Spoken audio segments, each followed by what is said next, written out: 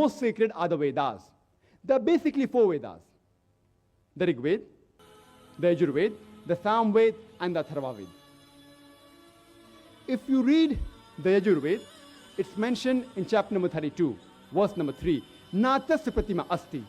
Of him there is no image. Almighty God has got no images. It's mentioned in the Yajur Veda, chapter number 40, verse number 8, that Almighty God is bodiless and pure.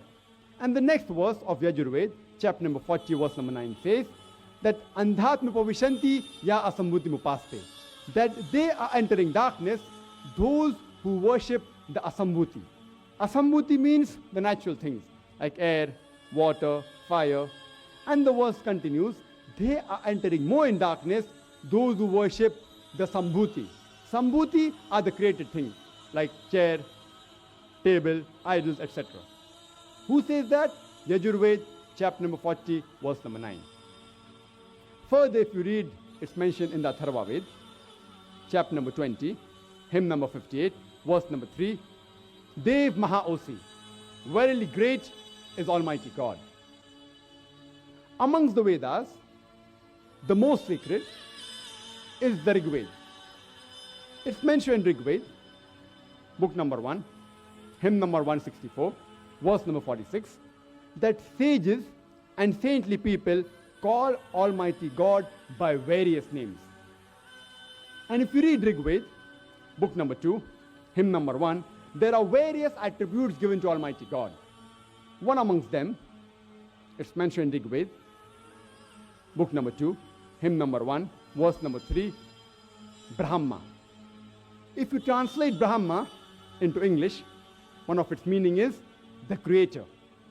If you translate into Arabic, it means Khalik. We Muslims have got no objection if someone calls Almighty God as Khalik or creator or Brahma.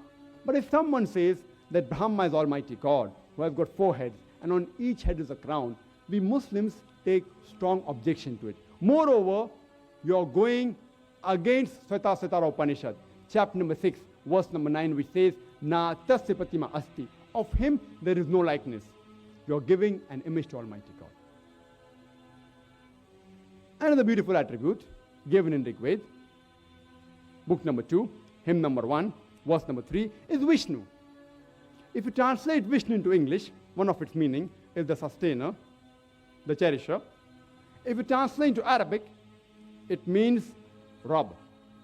We Muslims have got no objection if someone calls Almighty God as Rabb, or sustainer, or cherisher, or Vishnu. But if someone says that Vishnu is Almighty God, who has got 4 hands, and one of his hands is the chakra, the discus, and one of his hands is the lotus, we Muslims take strong objection to it. Moreover, you're giving an image to Almighty God. You're going against Yajur Veda, chapter number 32, verse number 3, which says, Na tasya pratima asti. Of him there is no image. It's mentioned in Rig Veda, volume number 8, chapter number 1, verse number 1. Ma chidanidhi sansad. All praises are due to him alone. Worship him alone. It's mentioned in Rig Veda, volume number 6, hymn number 45, verse number 16. Ya ek it mushtihi. There is only one God. Worship him alone. And the Brahma Sutra, the fundamental creed of Hinduism, is Ekam Braham Dustya Naste. Niya Naste Kinchan. Bhagwan ek hi hai, dusra nahi hai. Nahi hai, nahi hai, zara bhi nahi hai. There is only one God, not a second one. Not at all, not at all, not in the least bit. So if you read the Hindu scriptures, you should understand the concept of God in Hinduism.